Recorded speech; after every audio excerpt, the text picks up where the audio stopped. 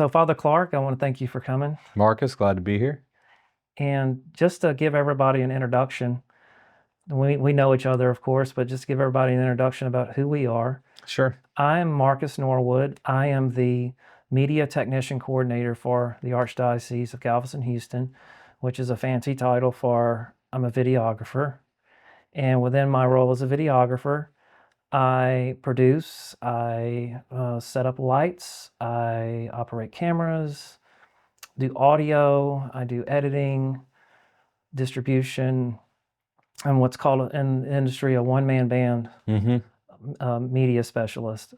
So I'm very blessed to be in this role. It's been the greatest experience of my life, and I You feel being serious? I'm being serious, Good. and I feel like it's my purpose in life. Okay. And my brothers in the groups that I'm in at church, they recognize it, and they say they feel like that I'm nested in my purpose. So Well, that's great. it's been a real great experience being here and producing videos for the people of the Archdiocese. Yeah, that's So, great. So just Yeah. just tell us. Yeah, so I'm Father Clark Sample, the Episcopal Vicar for Clergy and Secretariat Director for Clergy Formation and Chaplaincy Services. A fancy way of saying I just kind of oversee all the priests for the Cardinal and the liaison between them, and oversee various ministries that are generally related to clergy. So yeah, it's a good role. Some say it's a vocation within a vocation. I'm still a Catholic priest, but I don't have kind of regular parish ministry.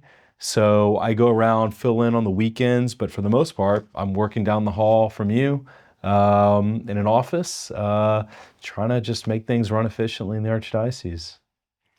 So what I called you here today for is just to have a conversation about the Christmas, that we're in the Christmas season. Well, not quite, right? We're in the Advent season. Or in the Advent season. Yeah. But I guess what I mean by Christmas season, including Advent, is there's Advent, there's Christmas Day, then the 12 days of Christmas, kind of the Christmas experience in its totality. Yeah. And all that can mean as faithful Catholics. Yeah. And I guess I wanted to start the conversation off by getting you to tell me about some of your family experiences, maybe memories that stand out in your mind Sure. about Christmas while you were growing up. Sure. Well, like many people, Christmas is always a great time of year. But for me in particular, my birthday is very close to Christmas. So growing up as a kid, you had birthday, then a couple days later you had Christmas. So some would see that as a negative, like the 2-for-1 gift. You'd have to celebrate it all together. But for me, it was just made it more meaningful and more special that those moments could be celebrated together. And then my dad and I share the same birthday, so it was just even added more to the experience. And and then Christmas, like a lot of families, like our tradition, right? Everyone has their own little tea traditions in this big tradition. And we would go to Christmas Eve Mass.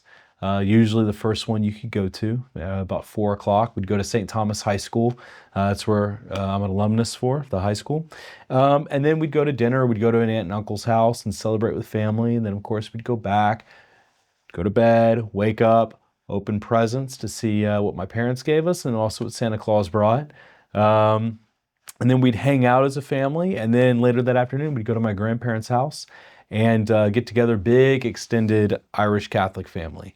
And so my mom was one of 9. And so with all my cousins and everyone, we'd get together, open presents, usually have some good family drama on that day, how it seems to be par for the course with Christmas and with family gatherings. But yeah, that's what we did. And to a certain degree, we maintain that tradition.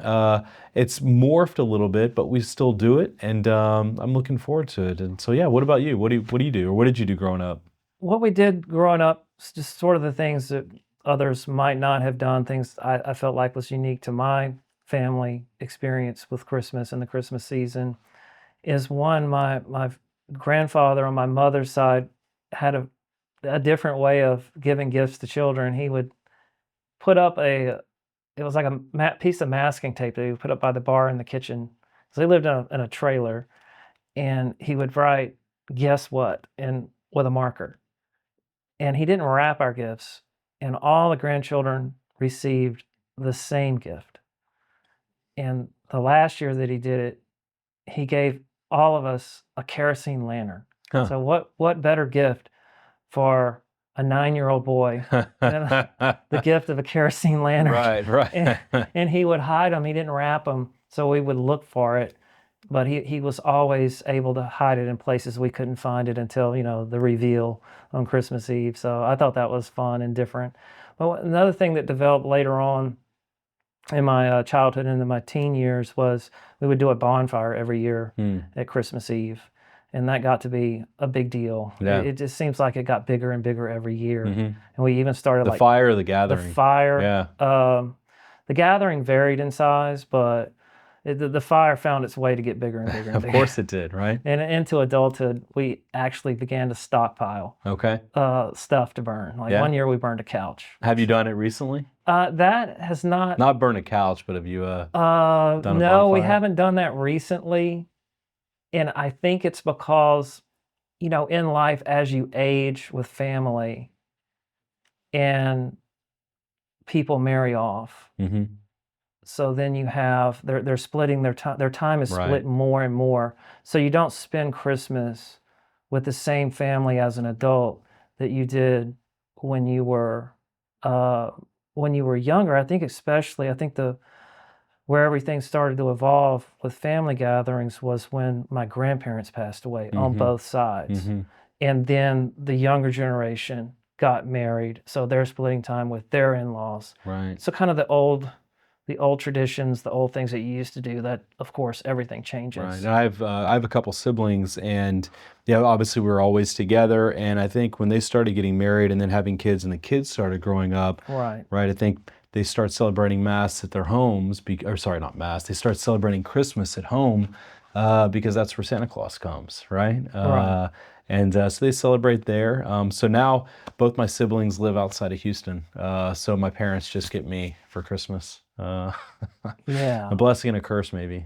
And then I think another unique thing was, and I know Christmas parties with companies and work aren't unique, but I think this one had to be, because every year, my dad worked in a paper mill, and this was an era where, in a situation where people didn't come and go at the mill. I knew these men. I got to know these men and their families over the stretch of 30 years. So every year the company would have a party.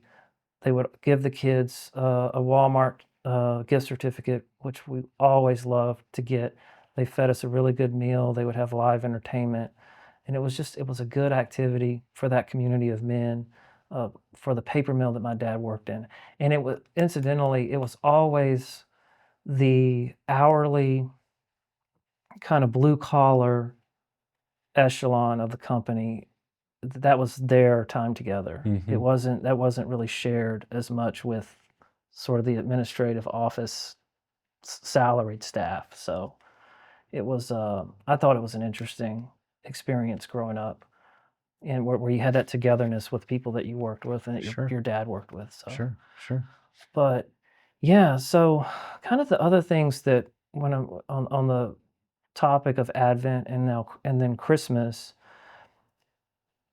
kind of comparing and contrasting the secular aspect of Christmas and then some Christian traditions with Christmas, Mhm. but then some not so known traditions and Sure. devotions that can be attached to Christmas. And kind of my thoughts about, and this is kind of I want to get your perspective because not everybody sees the world the same way, kind of testing my ideas, is that Christmas and the time leading up to Christmas, and a lot of even Christian traditions don't call it Advent. The time of Advent is anticipating Christmas. Mm-hmm. You have themes of joy, peace, unity, love. Those are kind of the ideas that are highlighted.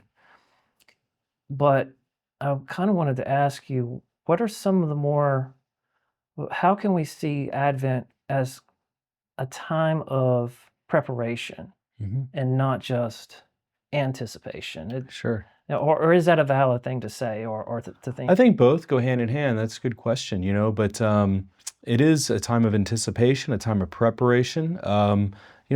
The word Advent comes from Adventus in Latin, which means coming, and it's the coming of Jesus. And so the church actually has various things for us to do. There are little traditions that happen that people like to do during this time. That the secular have kind of taken over a little bit, or at least it's secular in the sense that people who are not religious do it. People love Christmas trees, right? And the Christmas tree, at least and in its current form, maybe dates back to the 16th century. It could have been a Lutheran tradition.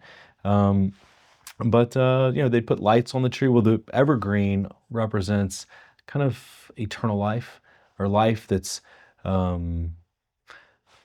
something alive in the midst when everything in the world's dead in this part of the world, in this hemisphere anyways. And the lights that would go on the tree represent the light of Christ.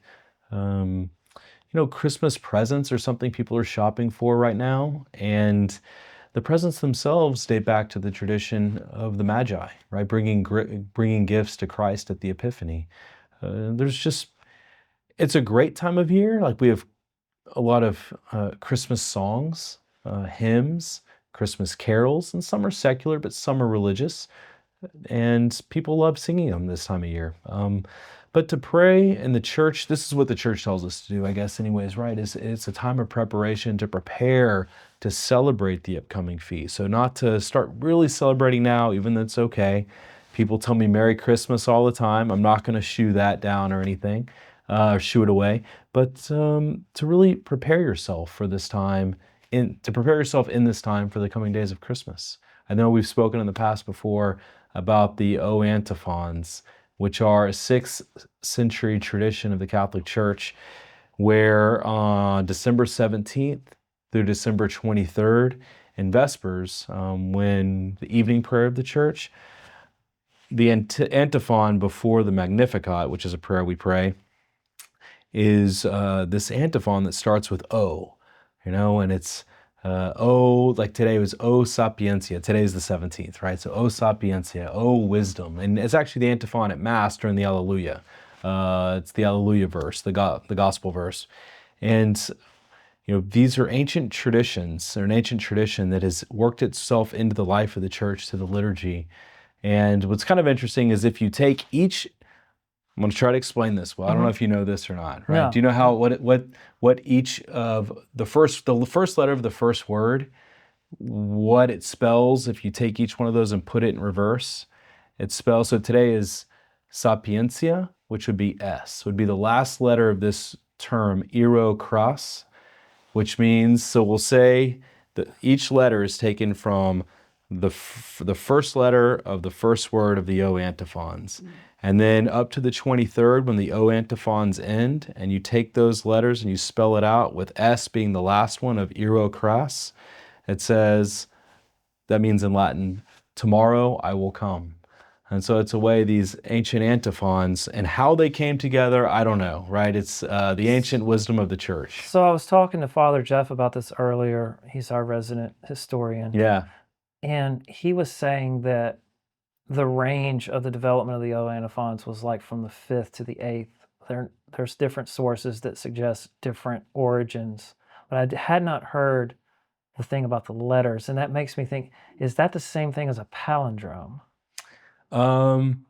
No, because doesn't the palindrome go whatever goes forward and backward the same? It goes forward and backward. Yeah, like Tenet, like the movie, the Christopher Nolan movie. And they found a Christian palindrome that was laid out in a square, and it was the same forward, backwards, diagonally, every way that you could. Yeah, this isn't a palindrome, but this is just if you take the letters of the first word and put them in reverse, it just says iro kras, okay, which means tomorrow I will come. And so how these came together, because what the first word of the antiphon, like sapientia, or Adonai, or Radix Jesse, these are different names for Jesus, right? Wisdom, root of Jesse. And so that's what they're saying right there. And so there's 6 different ways or 7 different ways of addressing Jesus. And somehow the way they ordered those when you spell them backwards as ero crass. And I just think it's a little too coincidental to be a coincidence there. But again, Right. it's just this ancient tradition of the church that we don't really have an author. We don't know who the author is. It's just kind of the church, how they put these together, and we still do those today. And so it's maybe something like you, how did you come across learning about those? Well, the O antiphons, I didn't know about them until I first came to work for the Archdiocese. We were doing a series called Praying with St. Mary's, which means I went out to the seminarians who have some singing talent. We filmed each of them and then released them on each day Hmm. of the O antiphon. So I texted all of my friends today, O wisdom. Yeah. And I did that 2 years ago, which since I've come to work for the Archdiocese, I've learned way more about the faith than I ever thought I would, and I still continue to Yeah. learn. Hey, I've been a It's priest for 8.5 years and did a bunch of seminary studies. I'm still learning something new every day as well. and one thing that's sprung out of it, it's partially working for the Archdiocese, but partially just the deepening of my faith, I would say over the last 5 years, and then tying into Advent and Christmas is, the O antiphons being a part of the Liturgy of the Hours, which I want to do another conversation about that at some point. Hint, hint. Uh, that we've incorporated Vespers into our family prayer during Advent with the hopes of and the intention of making it a permanent Mm-hmm. family thing, which we have done it in the past, but we're just not good at, I haven't been good at being consistent with it. But it's been a process where I've incorporated the Liturgy of the Hours more into my day at all points of my day Mm-hmm. over time. And it's something that I wish more people knew about Right. because, I do have my own contemplative prayer, the rosary, the other prayers, but this is, and I guess one way to express it is that a lot of prayer is expressive, but I find this prayer to be formative. It is. And it's And liturgical. it's Yeah. liturgical, Mm-hmm. and it does kind of connect us to the past Mm-hmm. because this has been done for so long. Yeah, and it connects And us with one thing about the Liturgy of the Hours is it's when I became a deacon, I made a promise to remain faithful to prayer.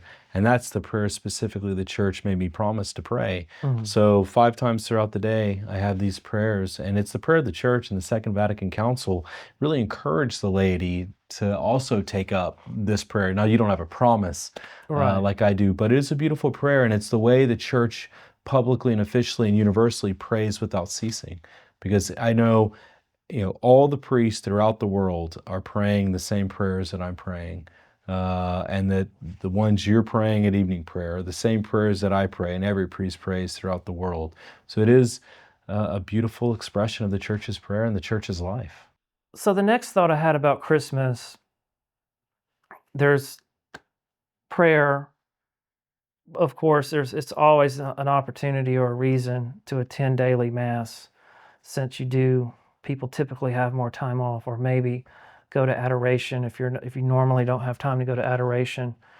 But the other component of Christmas that I pray and meditate about and I try to implement is the idea of reconciliation, not just with going to confession, but with reconciling relationships. And maybe it doesn't even have to be like a falling out or some wrong that I've done or some wrong that somebody else has done to me.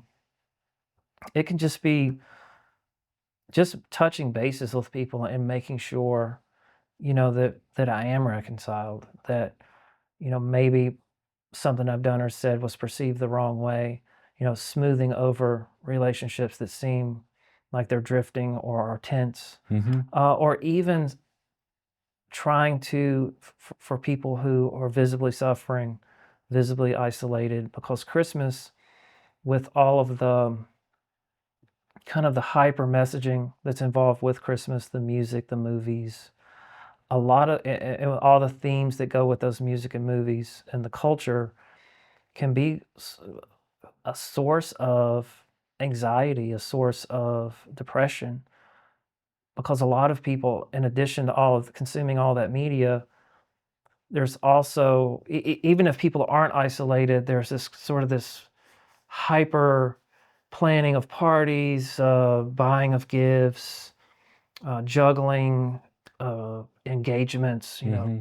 company or work parties. Okay, whose house are we going to this week, or who are we going to see Christmas Eve? Who are we going to Christmas Day? How are we going to make all this work? It can become a source of anxiety. And one of the things that I emphasize during this period is try to diffuse that about myself, and then try to reach out to others who might be feeling anxious or depressed or isolated. Right. And I So, think you hit on something. I think just the way the culture celebrates Christmas, in a lot of ways, people can feel excluded mm, and there's a lot of pressure, which adds to those feelings of anxiety, maybe even of loneliness. For people who've lost a loved one this past year, this is the first time they're going to be celebrating Christmas without their loved ones, which is never easy, mm, difficult, a lot of memories that come back, and then the pain comes with the grief. And I think it's important for everyone during this time is to focus on what it really is about. I think that can help overcome the loneliness. When you're just so focused on what everyone else does, you lose focus on the blessings you've been given. And ultimately, this is a celebration of God becoming man and giving himself to us. The you know, ultimate fulfillment of our deepest longings, becoming one of us to meet us face to face and to invite us and to live this life that truly is a blessing. And so any way I can help people focus on that is what I try to do, and try to, if you can reach out to people too, I think that's a great thing. You can be reconciled with someone. mm, And if you can't be reconciled, I know some relationships, people tell me this, not infrequently, how they've just completely essentially severed a relationship with a loved mm. one. And if you can't reconcile it completely right now, it's always a time to pray for those people. Right. Spend some time in prayer to pray for them, and to ask for blessings from God for them. And I think the other thing, and this goes back to prayer and the sacraments and Mass and being Christ centered, is that I have to accept, because I'm almost 50 years old. I'll be 50 in April. Hmm. And I guess I really held on really hard to how things used to be. And then I had this anticipation of how things would be as I got older. And then, Hmm. your plans don't always work out. The Right. things that you envision how life was going to be, how an Advent or a Christmas season would go, doesn't always work out. And so in lieu of being depressed or downhearted or feeling like a failure, I've seen it as a grace that my past is past. The future that I anticipated isn't happening.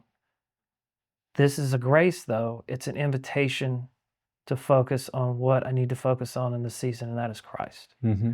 And the various tools of the liturgy of the hours, lighting the Advent candle, the prayer, and the various devotions that you can do with that, and just leaning into the anticipation of Christ coming, and then Christmas Day, keeping my eyes on Him, and then just really giving all of that other stuff back to Him. I do cherish my memories, but I know that I have to let that go. Right. And that's hopefully a message that somebody hears, Hmm. that they can relate to. Right. Right. That is important. Whatever you need to let go of, to just focus on Christ, and every moment's an opportunity to do that. And it's to prioritize, I think. One of the things you said, and we talked about earlier, were to celebrate Christmas. So Advent's that time of year where you're, anticipating, preparing for the Christmas celebration, and to really celebrate Christmas. And we've talked about how people can really celebrate Christmas. Well, one is go to Mass.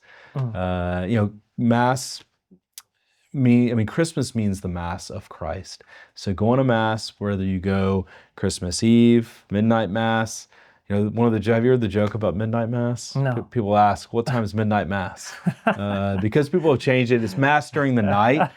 So going What's to the mass. earliest midnight mass you've ever heard? Exactly, yeah, earliest midnight mass. Well, you know, you have the vigil mass, and that's in Okay. in the Roman Missal. So it says the vigil mass. It has its proper prayers and actually its own readings. Okay. And then it changes. So sometime during the night, I don't know exactly when night starts, but it had traditionally been the midnight mass. But sometimes people do it at 10. I think the Vatican is doing it at 7 this year. Wow. Yeah. Midnight mass at 7. Midnight mass at 7. And then obviously you have the mass at dawn. Okay. So you can do a mass Christmas morning right at daybreak. And then you have mass during the day. And you know what's interesting? A lot of people, it seems to be like most people go to mass Christmas Eve, but not to forget that Christmas Day is the holy day. And even if you go to mass Christmas Eve to celebrate it with your family and you come together and do all that, you wear your nice sweaters, but you might not have much going on Christmas Day. At Christmas morning, you might wake up, open all your presents. If you have nothing to do, go to mass Christmas Day. It's really peaceful. It's really, as a priest, I always love celebrating Christmas Day. And the readings there, well, it's kind of funny, as a priest, you have 4 different sets of readings. And so pastorally, you can do one of the readings for all of them. I think you can do that. So a priest doesn't have to prepare 4 different homilies based on the readings, or he can just give the same homily at all the masses because the message is about Christmas. But yeah, to celebrate Christmas that way, but also, as you said earlier, is the 12 days of Christmas, because there are 12 days to celebrate. So my advice to people, I don't know, how do you celebrate Christmas? Because I can give some advice after this, but how do you? Well, I mean, when it comes to the 12 days of Christmas, the best we've ever done is just leaving the Christmas ornaments up. Yeah. Or our Christmas decorations up Mm-hmm. over that 12-day span. And then because of work in the past and travel, never been faithful with daily mass Mm-hmm. during the 12 days. Mm-hmm. Never been faithful with even one instance of adoration during the 12 days. It's really been, for me, it's always been, okay, we've done Christmas. Christmas is over. Now we're going to go travel somewhere, and that's going to be based around New Year's. Mm-hmm. So it's always been more about, for me, going directly into New Year's when there's 12 days of celebration Right. in our tradition Right. for Christmas. Yeah, and there's a lot too. If you think about it, like you said, so you have December 25th, then December 26th is St. Stephen's Day, and usually everyone has Boxing Day in the UK. It's Canada too. Yeah. And so and you have that, but it's a day off, and then you have Holy Innocents on the 28th, I think. But then you get January 1st is Mary, Mother of God, to celebrate that day. Then you have the Sunday in between Christmas and New Year's. You have whatever Sunday that is. That's Holy Family. So you're celebrating that. So there are actually a lot of liturgical celebrations. And then in the United States, so we talk about the 12 days of Christmas, and it's the time between the 25th and January 6th, which is the Epiphany.